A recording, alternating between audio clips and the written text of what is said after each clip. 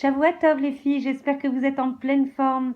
Alors aujourd'hui, Bezrat Hashem, on va parler des kabbalot, donc des résolutions que l'on a pu prendre en fait, notamment à Elul et à Tishri. On a peut-être continué d'ailleurs à prendre ces résolutions qui réjouissent Hashem parce que ça montre un ratson d'avancer, de se rapprocher, de se parfaire et d'apporter du nachat, de la satisfaction à Hashem. Donc en fait, c'est quand on tombe, on sait que notre monde, on en a parlé déjà, notre monde est rempli de nisyonot. Chaque instant de notre vie est un nisayon. Viens, on va voir comment tu vas réagir par rapport à cette situation où la personne, elle te double, où la personne, elle te prend ton tort, où la personne, elle peut, ne même pas te considérer. On va voir comment tu vas réagir. Est-ce que tu vas juger les kavzechot de cette personne? Est-ce que malgré tout, tu vas essayer de voir le bon, la nekudat tova dans son comportement, ou est-ce que tu vas la chahuter un petit peu en retour? Ça n'est qu'un exemple, mais c'est justement dans ce monde de nisyonot où chaque instant est un nisayon pour nous faire grandir. Chas v'shalom, pas du tout, Lara, pas du tout pour nous faire du mal. Hachem, il est tov ou métiv. Si on arrive à comprendre cette nekuda, que de toute façon, tout ce qui nous arrive, elle est tova, même si en superficie et en apparence, ça n'est pas du tout ce qu'on a l'air de comprendre, nous, avec notre lecture. Si on arrive à poser ce principe de base comme un principe fondamental de notre vie et qu'on se remet complètement à Hachem, mais notre vie, elle change du tout au tout. On y gagne en sérénité, on y gagne en joie, on y gagne en amour d'Hachem, on y gagne en proximité d'Hachem. Par contre, c'est une ma'ala, mamash, c'est un essai, c'est un objectif qui est difficile à atteindre. Mais difficile n'est pas impossible. Donc ça veut dire qu'on peut y arriver avec beaucoup de tfila, avec beaucoup de émouna. Et ça se travaille. Nachon, les filles de Shabbat, la émouna, combien on ressasse ça, Baruch Hashem. Donc en fait, on se rend compte à quel point ce qu'on a de la valeur, évidemment, quand on ne l'a pas, quand c'est chasser l'annon, quand on tombe notamment. On a l'impression que toutes les choses qu'on a, se lever le matin, faire toutes les peilouyotes, toutes les tnouot, les actions que l'on fait tous les matins, c'est quelque chose de naturel. On vit, on respire, on marche, on mange, tout ça est complètement naturel. Mais en fait, c'est pas du tout mouvan me'elav. Tout ça, en fait, c'est d'une complexité, c'est un chesed, mais infini d'Hachem qui croit en nous chaque matin. Malgré qu'on ait pu tomber la veille, Hachem, il marzir et aneshama, théora, purifiée, neuve, investie de nouvelles forces. Mais vous imaginez, mais on devrait le remercier à chaque instant, Toda Hachem, que tu crois en moi. Parce que moi-même, des fois, je peux ne pas croire en moi. Et toi, tu continues à réinvestir, à croire, à espérer, à attendre mes tfilotes, à attendre en fait que je ne crois qu'en toi, que j'arrête de croire à ces intermédiaires. Bassar Vadam, je dois croire qu'en toi, parce que toi, t'es le Baal des Kochot Kulam.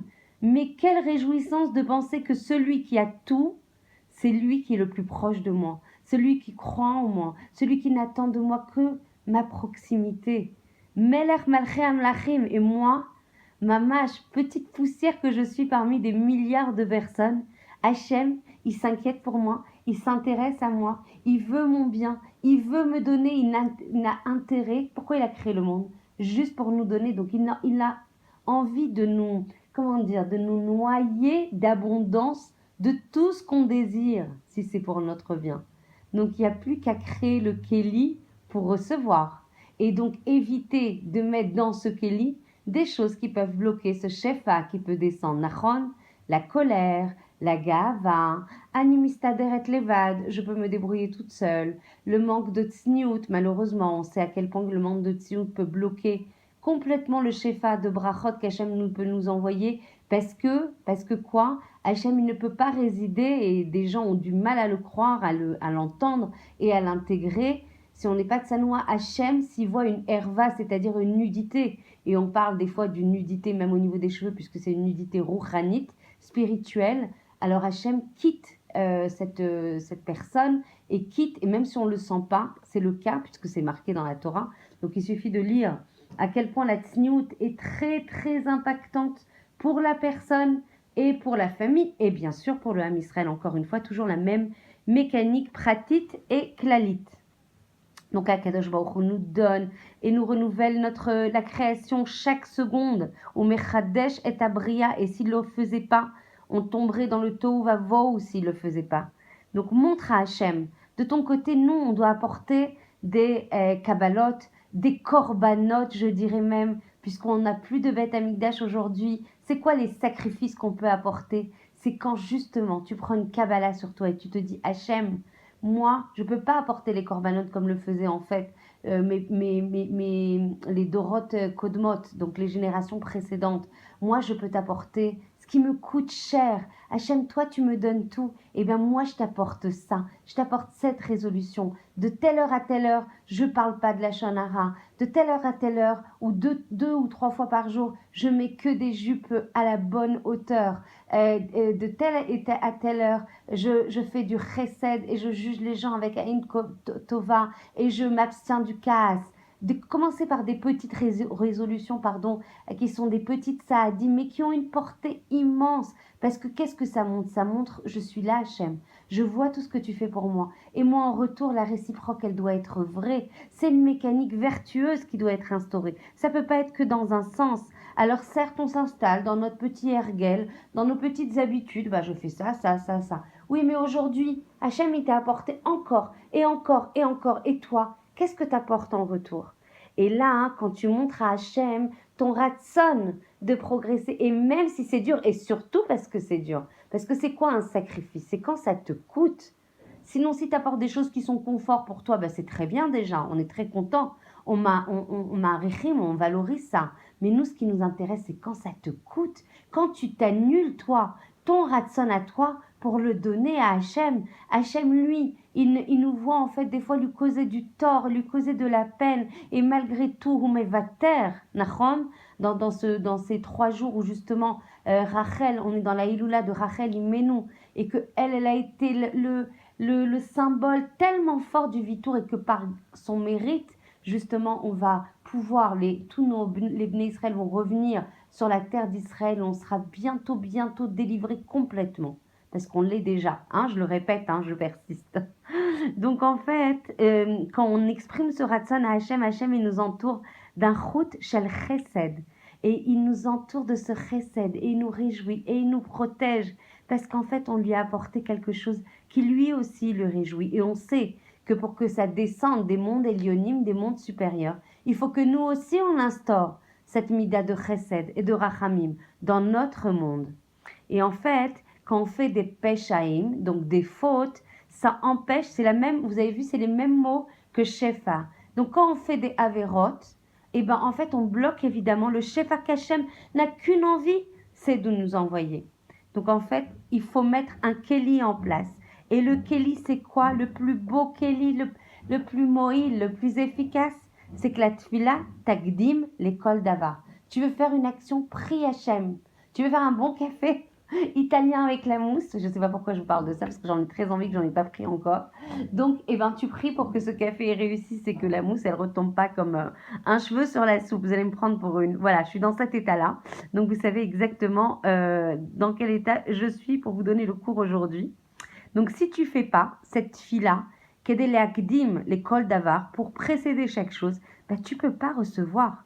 Tu peux pas recevoir. Et même si cette mitzvah que tu fais, elle n'est pas lishma, elle n'est pas vraiment que pour causer du nachat, de la satisfaction à Hachem, elle deviendra un jour lishma. Démarre, commence, montre, fais des pas vers Hachem. Et Hachem, il va t'accompagner, il va ouvrir des sha'arei shamaim. Mais j'ai oublié de parler du kisui roche. Mais le kisui roche, mais alors c'est une mala et une madrega. Mais ça apporte tellement de protection que ça transforme tellement la personne que même si vous le mettez, par exemple, 2 heures le matin, je sais pas, franchement, prenez celles qui ne le font pas encore, vous allez voir, ça transforme la tfissa sur la vie. La lecture de la vie, elle est changée parce qu'on donne de la prédominance à Oruchani. Et Hachem, il va être beaucoup plus présent dans votre vie. Et vous allez sentir beaucoup plus de providence divine et beaucoup plus d'accompagnement d'Hachem quand vous allez porter ce Kisui Roche, qui n'est autre qu'une protection, qui n'est autre qu'une protection de ce qu'on a de plus précieux, c'est-à-dire nos marchavot. puisqu'elle protège la tête, elle protège nos pensées, elle protège nos actions, elle protège en fait le chinour. Les enfants, ils vont voir, oh, Hachem, elle se rapproche de toi encore, maman. Elle est déjà proche. Elle se rapproche encore plus de toi. Et ça va induire beaucoup de shefa et d'abondance rouhanite, donc spirituelle, en fait, dans la famille. Et ça démarre comme ça.